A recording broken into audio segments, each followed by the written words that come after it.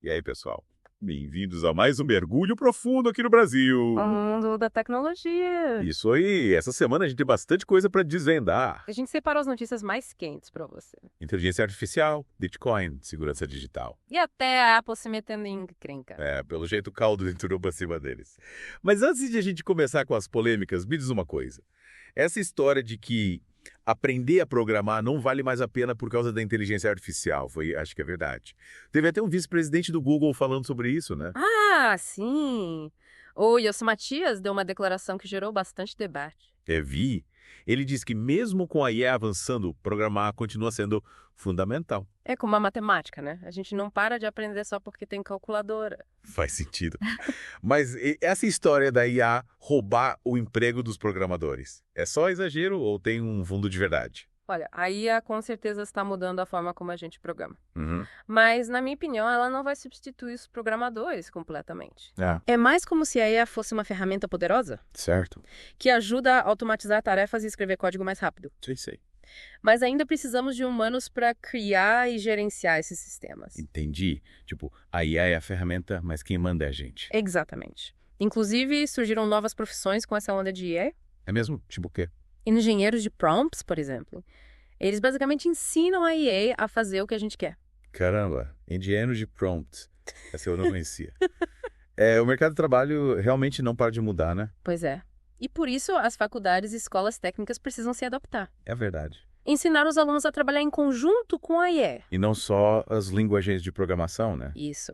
Pensamento crítico, criatividade, resolução de problemas.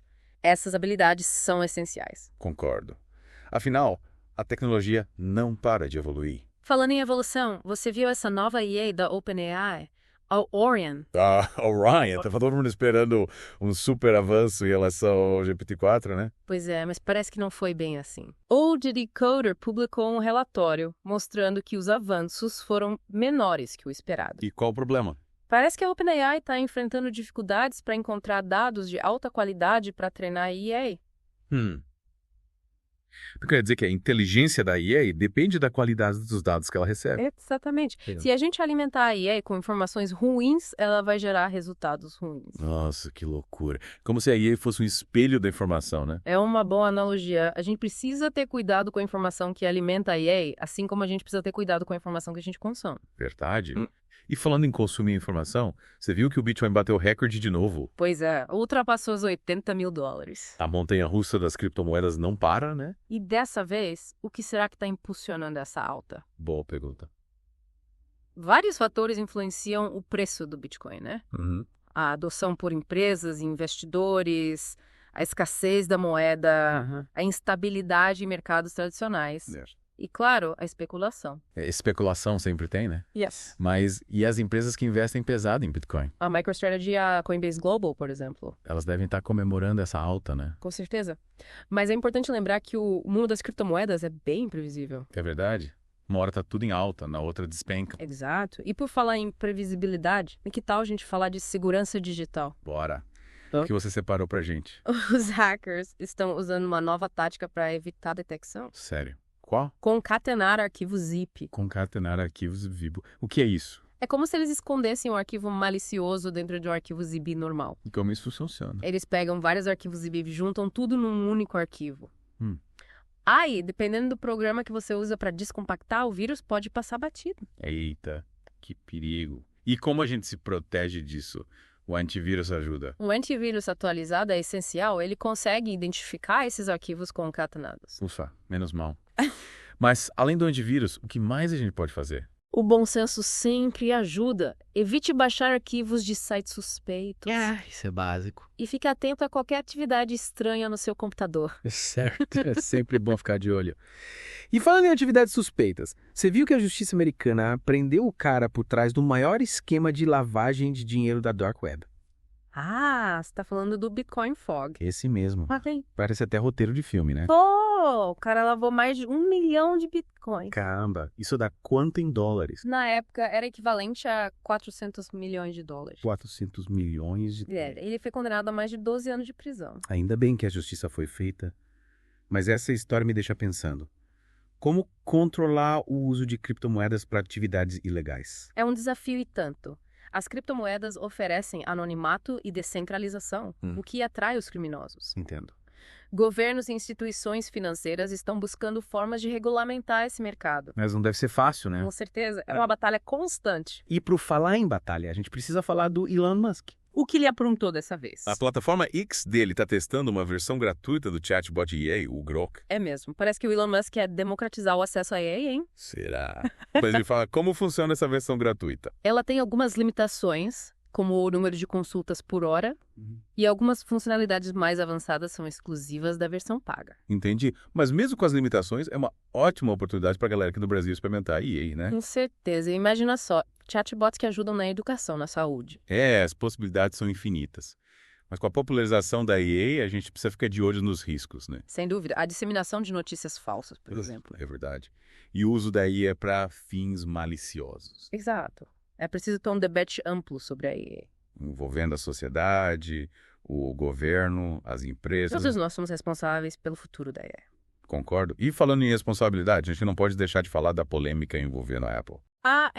A Apple está sendo acusada de silenciar funcionários que falavam sobre salários e trabalho remoto. Que história é essa? Me explica melhor. As autoridades americanas estão investigando a Apple por possíveis violações dos direitos trabalhistas. Caramba. E o que a Apple fez exatamente? E são acusados de ameaçar funcionários que se manifestaram sobre salários e trabalho remoto. Sério? Mas a gente não pode falar sobre essas coisas no trabalho. Depende. A legislação brasileira não proíbe a conversa sobre salários entre colegas. Ah, tá. Inclusive, a Constituição garante a liberdade de expressão.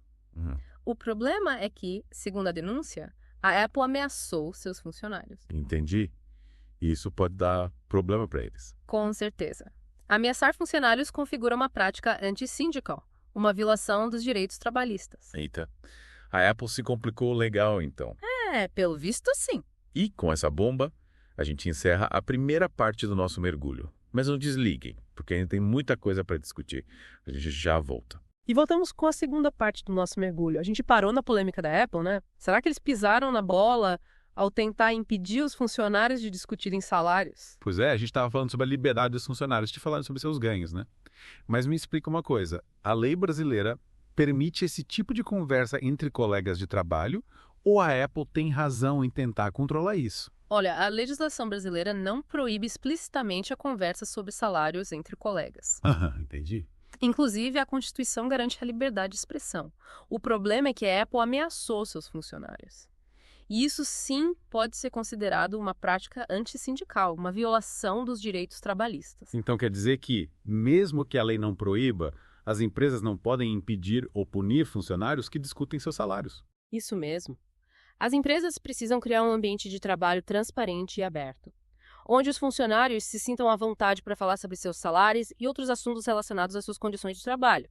A transparência salarial é fundamental para combater a desigualdade e garantir que todos sejam remunerados de forma justa. Faz sentido. E você acha que a justiça americana vai punir a Apple se as acusações forem comprovadas? É difícil prever o resultado, mas a Apple pode enfrentar multas e outras penalidades. Além disso, a empresa pode sofrer danos à sua reputação, o que pode impactar negativamente seus negócios. Com certeza isso pode afetar a imagem da empresa. Esse caso serve como um alerta para empresas do mundo todo, inclusive aqui no Brasil. É preciso respeitar os direitos dos trabalhadores. Falando em futuro do trabalho, a gente viu como a pandemia acelerou a adoção do trabalho remoto. Muitas empresas estão repensando seus modelos de trabalho, adotando o modelo híbrido e os sindicatos. Como eles se encaixam nesse novo cenário? Os sindicatos precisam se adaptar a essa nova realidade. Eles precisam encontrar maneiras de representar os trabalhadores que atuam de forma remota ou híbrida. Com certeza, eles precisam se modernizar também. A gente já vê o surgimento de novas formas de organização, como os sindicatos digitais, que usam a tecnologia para se conectar com os trabalhadores e defender seus interesses. Interessante. O mundo do trabalho está em constante transformação, mas e inteligência artificial? Você acha que a IA vai acabar com os empregos? A IA, sem dúvida, vai automatizar algumas tarefas e profissões, mas ao mesmo tempo ela vai criar novas oportunidades. É importante que a gente se prepare para essa nova realidade. Preparar como? Desenvolvendo habilidades que sejam complementares à IA, como a criatividade, a empatia e a capacidade de resolver problemas complexos. Ou seja, a gente precisa aprender a trabalhar em conjunto com a IA. Exatamente. A IA pode nos auxiliar em diversas áreas, mas é importante lembrar que a IA é uma ferramenta e quem controla essa ferramenta somos nós, humanos. E falando em IA, a gente não pode esquecer do Grok. o chatbot da plataforma X do Elon Musk. Verdade. A gente comentou que a plataforma está testando uma versão gratuita do Grok. O que pode democratizar o acesso à IA no Brasil. Mas, na prática, como o Grok pode ser usado no dia a dia dos brasileiros? A versão gratuita do Grok, apesar das limitações, é uma ótima oportunidade para os brasileiros experimentarem a IA. Imagina chatbots que ajudam na educação, fornecendo informações e tirando dúvidas dos alunos. Incrível. Ou chatbots que ajudam na área da saúde, orientando sobre sintomas e tratamentos. As possibilidades são infinitas. Nossa, realmente as possibilidades são muitas. Mas com a popularização da IA, a gente precisa estar atento aos riscos, né?